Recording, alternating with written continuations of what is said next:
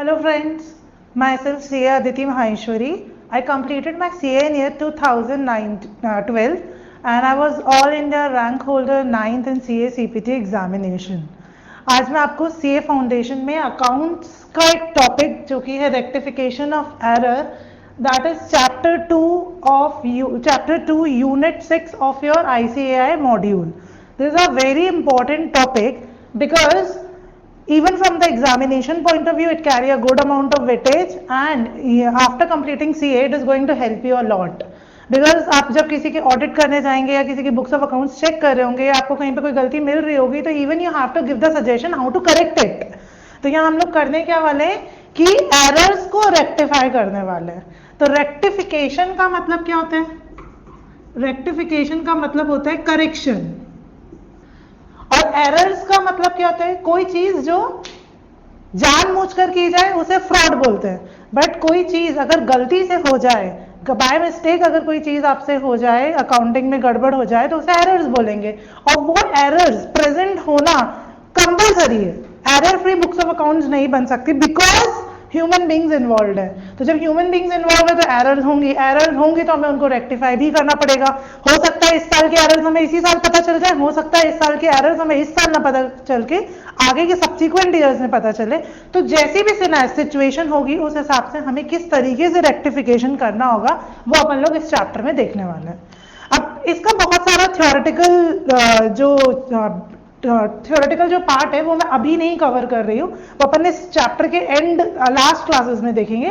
अभी अपन फिलहाल ये देखना चाहते हैं कि एरर्स को रेक्टिफाई करने की प्रोसेस क्या है, मीन्स हम प्रैक्टिकली इसको करेंगे कैसे. अच्छा, इसको स्टार्ट करने से पहले एक बात मैं बता दूं कि आप लोगों को basics of accountancy, journal entries by any method, modern approach, ledger से कैसे उनका इम्पैक्ट लेजर्स में कैसे जाता है, बाकी सब्सिडरी बुक से लेजर्स कैसे बनते हैं, लेजर्स से फिर समराइजेशन से ट्रायल बैलेंस कैसे बनता है, ये सारा पार्ट बहुत अच्छी तरीके से आना चाहिए क्योंकि रेक्टिफाई वही कर सकता है जिसे करेक्ट पता हो. और जब तक आपको करेक्ट नहीं पता होगा आप रेक्टिफिकेशन नहीं कर सकते. बट अगर आपको करेक्ट पता है तो this chapter is going to be very easy for you. चलो लेट्स टेक एन एग्जांपल. अच्छा, ये रेक्टिफिकेशन बेसिकली जर्नल एंट्री होने वाली है तो डेफिनेटली जो हमारा फाइनल आंसर आएगा वो हमें जर्नल के फॉर्मेट में लिखना होगा. मींस वही date, particulars, LF, debit, credit amount. आपको जर्नल का फॉर्मेट बहुत अच्छी तरीके से आता है. बट व्हाट अभी अपन को क्या करना है कि अभी सीखना है कि वो फाइनल रेक्टिफिकेशन एंट्री बनेगी कैसे. उसके लिए मैं 3 कॉलम्स बना रही हूँ. आपको एग्जाम्स में 3 कॉलम्स नहीं बना रहे हैं. This is going to be your final answer in this what you have to write in the examination. But ये 2 कॉलम्स आपको हेल्प करेंगे रेक्टिफिकेशन एंट्री बनाने के लिए. तो वे यहां पे अपन क्या लिख रहे हैं? What should be, what has done and finally हमारा आंसर रेक्टिफिकेशन एंट्रीज जो कि जर्नल के फॉर्मेट में रहेगी. Let's take an example. First, cash paid to Ravi rupees 500 is recorded as cash paid to Ram. सबसे पहले कोई भी ट्रांजैक्शन, अच्छा बेस्ट चीज ये है कि रेक्टिफिकेशन में आपको एरर्स क्या हुई हैं वो लिख कर दी रहेगी एग्जाम में. रियल लाइफ में तो आपको एरर्स ढूंढनी भी पड़ेंगी फिर उनको रेक्टिफाई करना होगा. बट आपको एग्जामिनेशन पॉइंट ऑफ व्यू से एरर्स दिए होंगे तो इस ट्रांजैक्शन को पहले पढ़ना है विद द एंगल की ये ट्रांजैक्शन था क्या. क्या लिखा है? Cash paid to Ravi rupees 500. हमने कैश पे किया है रवि को 500. Is recorded as cash paid to Ram. हमने उसको ऐसे रिकॉर्ड कर दिया जैसे कि राम को पे किया है. तो क्या व्हाट शुड बी का मतलब होता है क्या होना था और व्हाट हैज डन मतलब हमने क्या किया है बुक के अंदर और अब जो किया है उसमें हम रेक्टिफाई करके करेक्ट कर लेंगे. तो क्या होना चाहिए था? Cash account debit, sorry, cash paid to Ravi, Ravi account debit to cash. कितना अमाउंट आना चाहिए था? 500.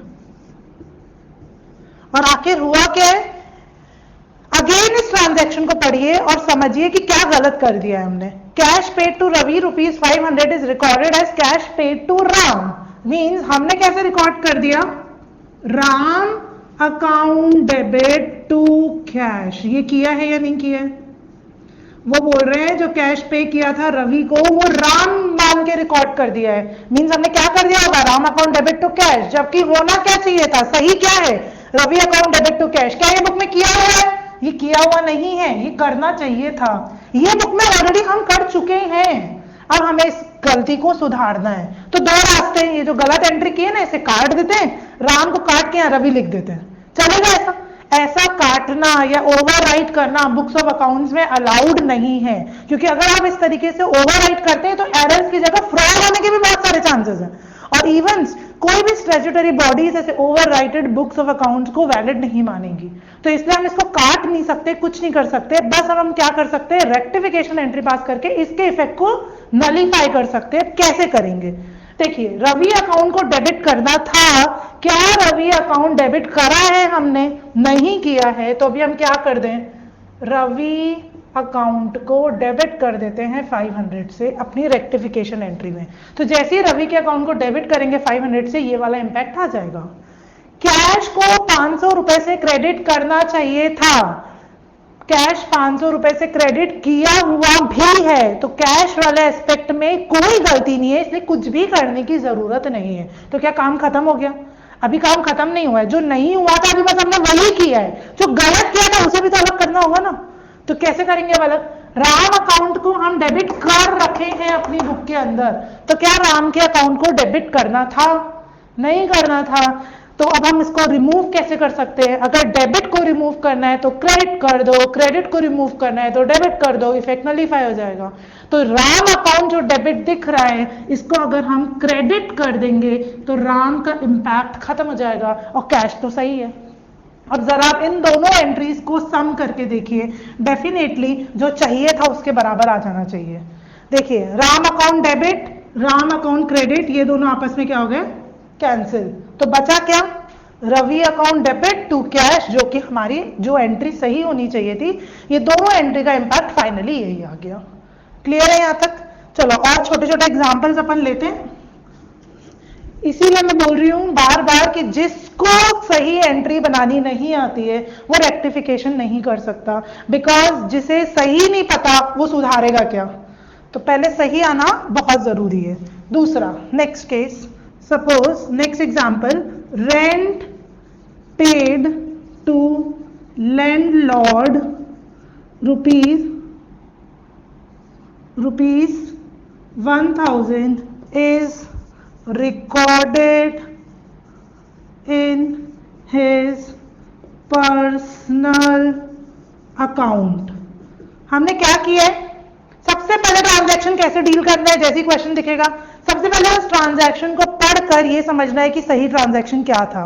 Rent paid to landlord ₹1000 means आपने लैंडलॉर्ड को रेंट पे किया है 1000 रुपए, तो एंट्री क्या होनी चाहिए थी, रेंट नाम का एक्सपेंस हो गया है इसलिए डेबिट कर देंगे, और पे किया है कैश, एसेट आपका कम हो रहा है तो कैश क्रेडिट हो जाना चाहिए था 1000 rupees. This should be the correct entry जो आपको करनी चाहिए थी, बट आपके अकाउंटेंट ने क्या कर दिया, उसने फिर से पढ़ी है, अब दोबारा पढ़ना पड़ेगा उसी ट्रांजैक्शन को ये जानने के लिए कि उसने कर क्या दिया है।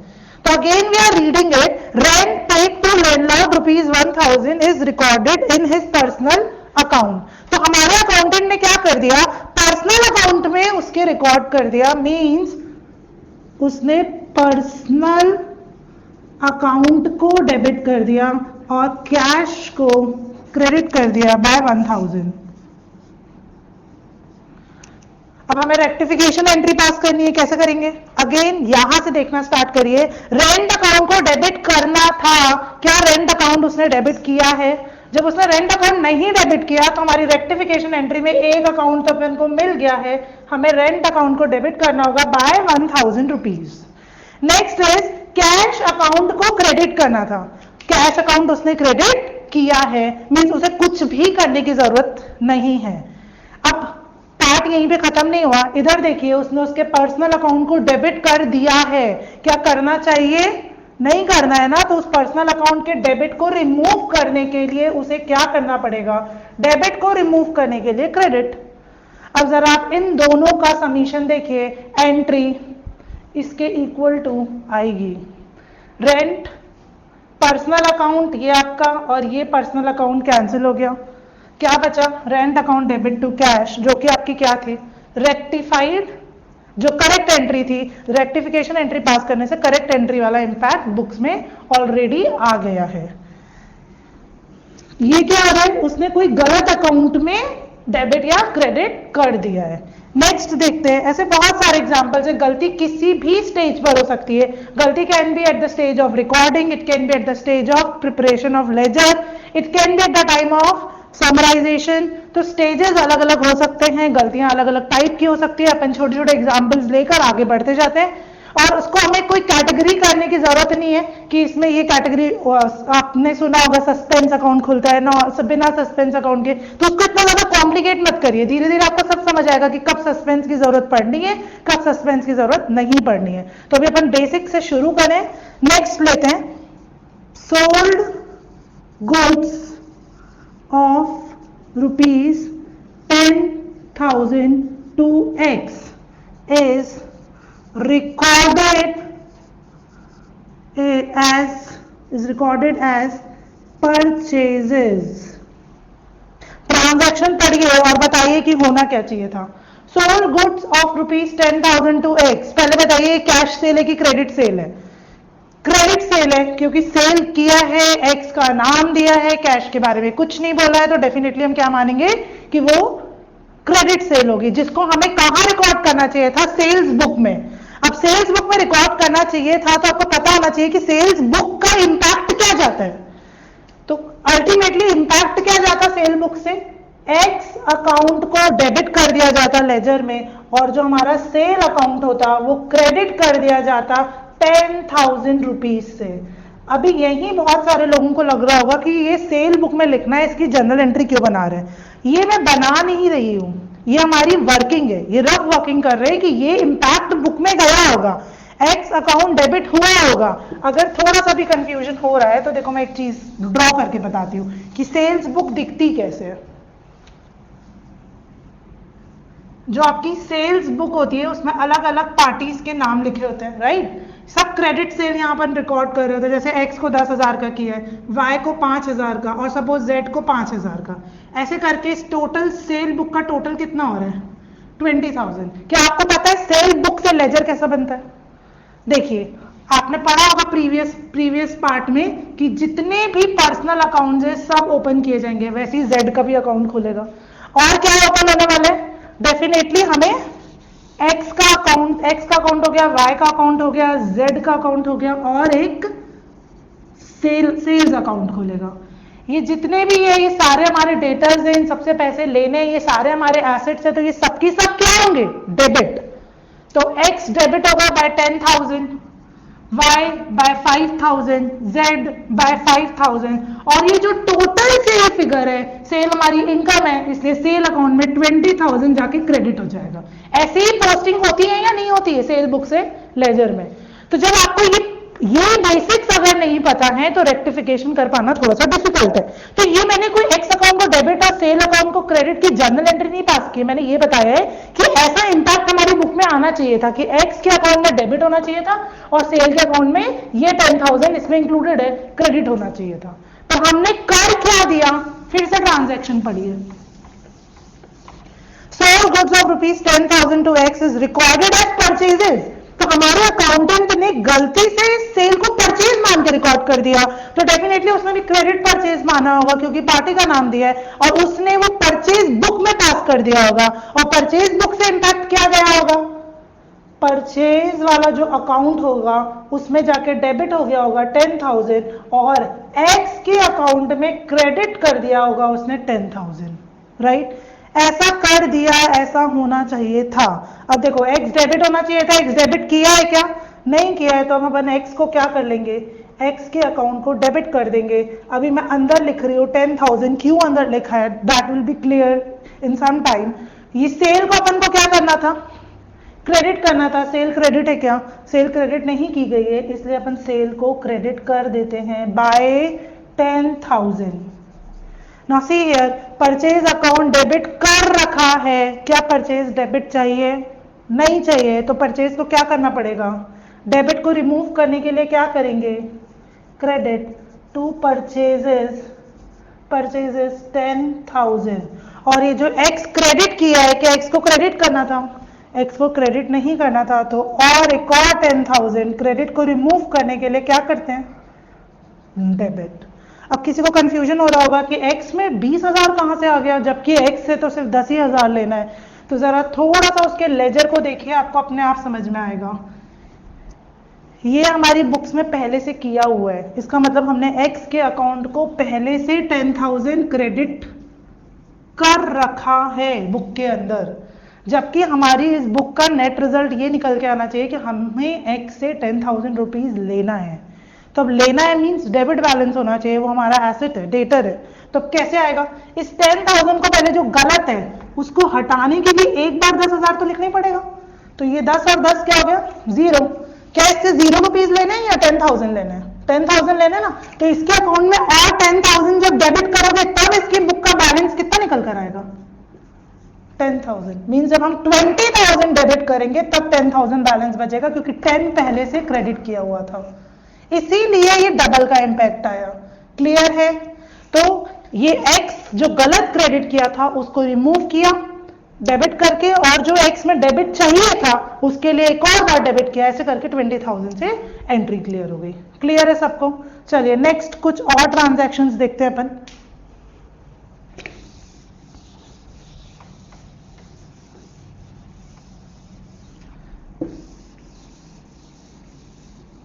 चलिए नेक्स्ट अपन देखते हैं, purchase of ₹10,000 from Shyam.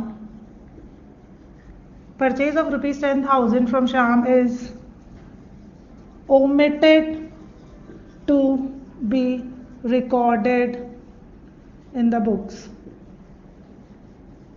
Purchase of ₹10,000 from Shyam is omitted to be recorded in the books. Omitted का मतलब है भूल गए लिखना। भूल गए तो क्या गलती हुई?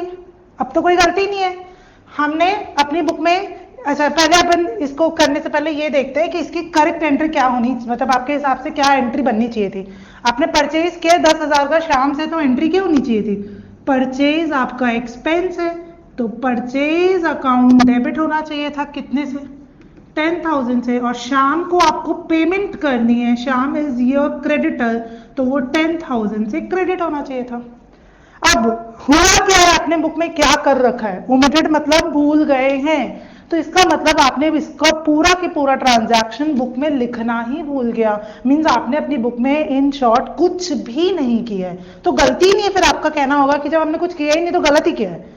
आपको नहीं लगता कि अगर कुछ नहीं किया है तो भी गलत हो गया? कैसे गलत हो गया?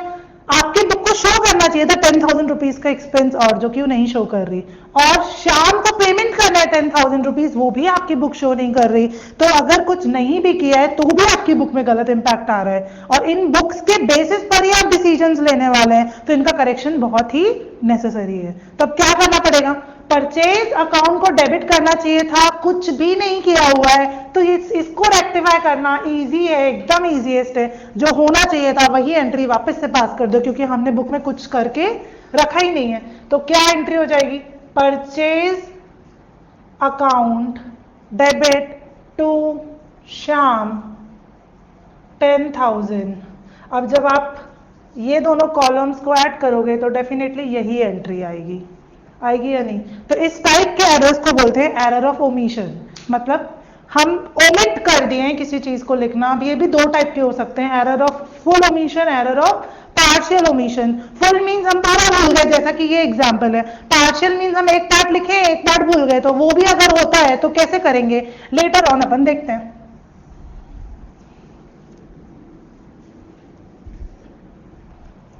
चलिए next,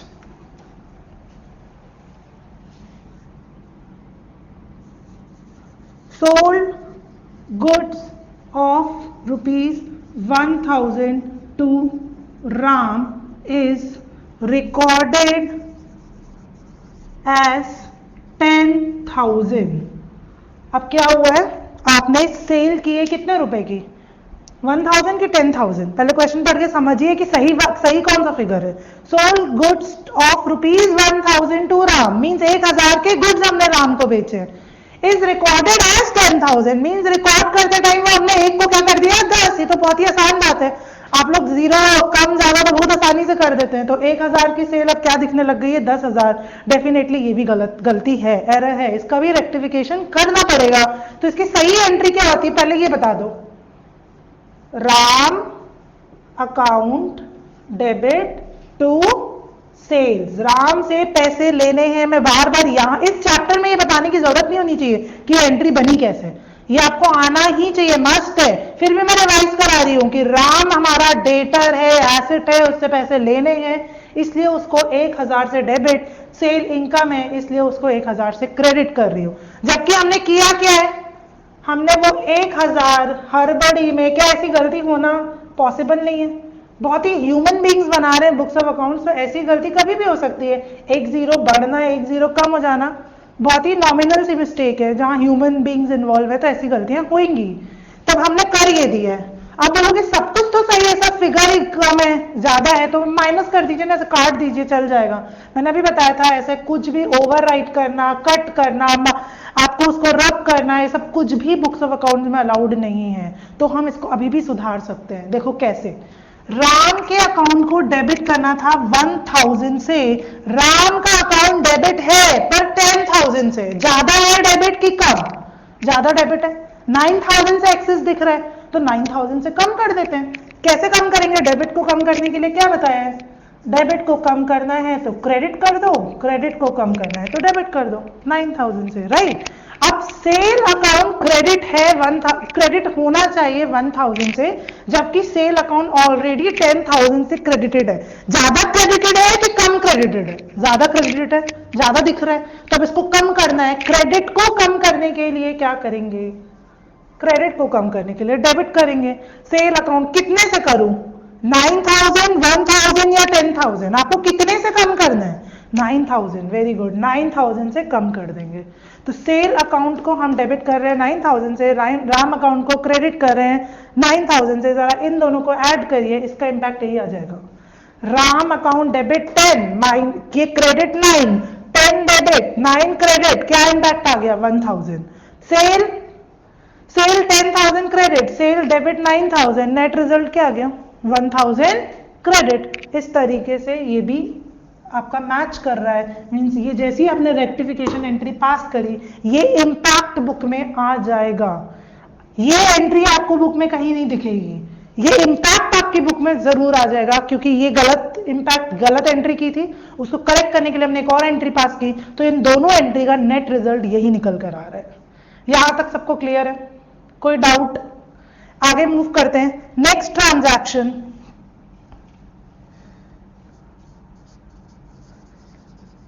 purchase furniture of ₹10,000 is recorded as purchase. Purchase furniture of ₹10,000 is recorded as purchases. Upon purchases को किस अकाउंट से, परचेजेस वर्ड किसके लिए यूज किया जाता है, सिर्फ तभी अपन लोग परचेजेस वर्ड यूज कर सकते हैं जब अपन गुड्स को परचेज कर रहे हैं। अभी अपन ने क्या परचेज किया, फर्नीचर। फर्नीचर हमारे बिजनेस का एसेट है, तो हमें किस तरीके से इसकी रिकॉर्डिंग करनी चाहिए थी, फर्नीचर हमारा एसेट बढ़ रहा है, डेबिट टू कैश 10,000, क्लियर है, इस तरीके से रिकॉर्डिंग करनी चाहिए थी, पर हमने उसको क्या बनाकर रिकॉर्ड कर दिया, परचेज मान के रिकॉर्ड कर दिया। मतलब हमने क्या एंट्री पास कर दी होगी, purchase account debit to cash 10,000, हमने इस तरीके से रिकॉर्ड कर दिया होगा। अब आप ही लोग बताइए इसको करेक्ट कैसे करेंगे। अपन अभी सिंपल टाइप के क्वेश्चंस को अलग अलग फॉर्म में, देखिए गलतियां कहीं भी हो सकती है, इसकी कोई लिस्ट नहीं है कि मैं आपको 10 ट्रांजैक्शन बता दूं अब याद कर लो काम हो जाएगा, क्योंकि गलती किसी भी ट्रांजैक्शन में कहीं भी किसी भी स्टेज पर हो सकती है, तो आपको प्रोसेस समझनी होगी कि करना कैसे है। तो इसलिए पहले ट्रांजैक्शन को पढ़कर क्या सही होना चाहिए था ये लिख लिया अपन ने, फिर क्या कर दिया वो लिख लिया अपन ने। अब हम रेक्टिफिकेशन बनाएंगे। फर्नीचर अकाउंट को डेबिट करना था, इसके अंदर फर्नीचर डेबिट नहीं है, इसलिए अपन क्या करेंगे, फर्नीचर के अकाउंट को डेबिट कर देंगे बाय 10,000। कैश मुझे कहीं गलत नहीं दिख रहा, सही है, वो क्रेडिट होना चाहिए, क्रेडिट ही है। परचेजेस डेबिट कर रखे हैं, जबकि परचेज डेबिट नहीं करना है, तो अब क्या करेंगे, इसको रिवर्स कर देंगे। डेबिट को रिवर्स करने के लिए क्रेडिट कर देंगे। रेक्टिफिकेशन एंट्री आपकी बन गई। इन दोनों को ऐड करिए, इसका इंपैक्ट यही आएगा। अब आप बोलेंगे हमें क्या बार बार एग्जाम में भी यही सब कुछ करना पड़ेगा? अभी आप सीख रहे हैं, सीखने के टाइम पर इसको लिखना और इसको लिखना, फिर वो फाइनल आंसर लिखने में कोई हर्ज नहीं है। जब तक आप इसको, मैं थोड़े दिनों बाद आपके साथ क्या होगा विद अ प्रैक्टिस, कि आपको ये दिमाग में आप सोच पाएंगे क्या किया है, ये भी आप अपने दिमाग में सोचकर खुद ही वहां कैलकुलेट करके ये लिख लेंगे। समझ में आ रही है बात? तो एग्जाम तक अपन की इतनी अच्छी प्रैक्टिस हो चुकी होगी कि आपको ये दोनों कॉलम्स को लिखने की जरूरत नहीं पड़ेगी। आप सोचेंगे और आप अपनी रेक्टिफिकेशन एंट्री दिमाग में बनाकर डायरेक्टली लिख सकते हो। और अगर किसी को कंफ्यूजन होता भी है तो इतना सा रफ वर्क करने में कोई बहुत बड़ा टाइम वेस्ट नहीं होने वाला आपका। तो ये इससे आपकी गलती होने के चांसेस बहुत ही कम हो जाएंगे। और दूसरी चीज, इस चैप्टर के लिए बार बार बता रही हूं, क्या सही है वो आना बहुत ज्यादा जरूरी है। अगर आपको यही नहीं पता कि इन ट्रांजैक्शंस की सही एंट्री बनती क्या है, तो आप किसी भी तरीके से इसको सुधार नहीं सकते। अगर आपने इसी कॉलम में ही गलत लिख दिया तो अब बताइए, एक गलती तो पहले ही ऊपर से आपने और गलत लिख दिया, तो अब रेक्टिफिकेशन क्या करेंगे? तो इसको करने के लिए आपके बेसिक्स बहुत ज्यादा स्ट्रांग होने चाहिए। अब कल की नेक्स्ट क्लास में हम इससे और एडवांस देखने वाले हैं कि सस्पेंस अकाउंट्स जब क्या होता है, क्यों खुलता है, क्या इसकी जरूरत है, कब खुलेगा, हर केस में खुलना चाहिए या नहीं खुलना चाहिए, वो अपन लोग कल इसको देखकर कंटिन्यू करने वाले हैं। क्लियर है सबको? यहां तक का जितना कराया उतना क्लियर है क्या? इस टाइप के सिंपल क्वेश्चन स्टार्टिंग में दिए हुए हैं, आप उनकी प्रैक्टिस करेंगे। अपन लोग अब मिलेंगे नेक्स्ट क्लास में। आप जब तक इतना प्रैक्टिस करके रखेंगे। चलिए बाय, गुड नाइट।